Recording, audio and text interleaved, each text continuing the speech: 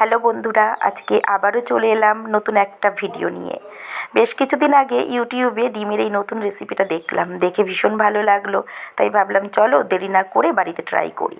তো রান্না করে সবাই খেয়ে ভীষণ প্রশংসা করলো, তাই ভাবলাম আর দেরি না করে তোমাদের সাথে তাড়াতাড়ি শেয়ার করি।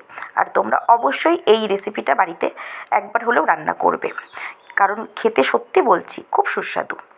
আচ্ছা, ডিমের এই রেসিপির জন্য কিছু কাজু বাদাম লাগবে, আর গোটা দুটো পেঁয়াজ নিয়েছি, কিছু পরিমাণ আদা রসুন, আর দুটো মাঝারি সাইজের টমেটো। আচ্ছা, তেল গরম হয়েছে, গোটা গরম মশলা, গোটা সাদা জিরে ফোড়ন দিয়ে পেঁয়াজ কুচি ছেড়ে দিয়ে একটু লাল লাল করে হালকা করে ভেজে নেব। আর লবণও দিয়েছি, হলুদও দিয়েছি, আর একটু চিনিও দিয়ে নিয়েছি।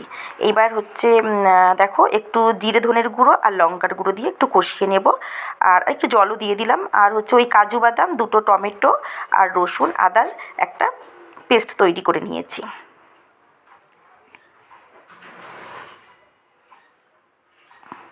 এবার ওই পেস্টটা কড়াইতে দিয়ে ভালো করে কিছুক্ষণ কষিয়ে নিতে হবে।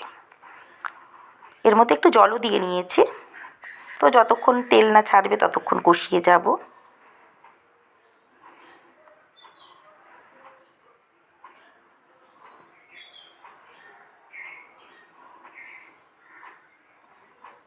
দেখো, মোটামুটি তেল ছেড়ে দিয়েছে। এবার একটু অল্প পরিমাণের গরম জল দিয়ে দিলাম। এইবার হচ্ছে আসল কাজ। যেই ডিমটা রান্না করব সেই ডিমগুলো আমি একটা একটা করে মগে ফাটিয়ে নিচ্ছি।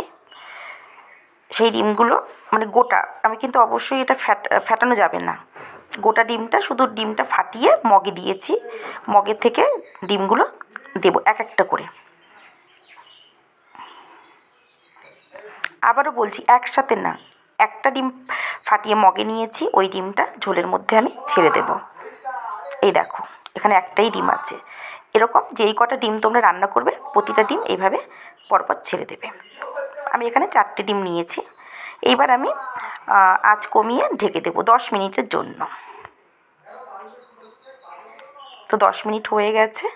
দেখো, এইবার আমি গরম মশলা আর কোচানো ধনেপাতা দিয়ে নামিয়ে নেব।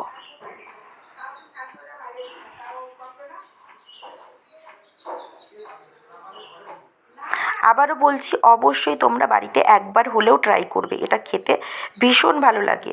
বাড়ির সবাই ভীষণ প্রশংসা করেছে। আর এটা খাওয়ার পর বিশেষ করে তোমাদের দাদাভাই আমাকে প্রায় দিনই বলে, ডিমের ওই রেসিপিটা করো না। ছেলেও ভীষণ ভালো খেয়েছে।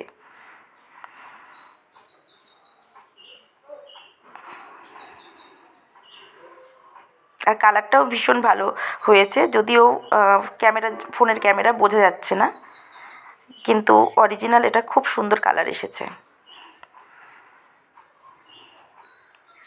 দেখো, ধনেপাতা দিয়ে দিলাম। যাই হোক, এবার চলো, বাই।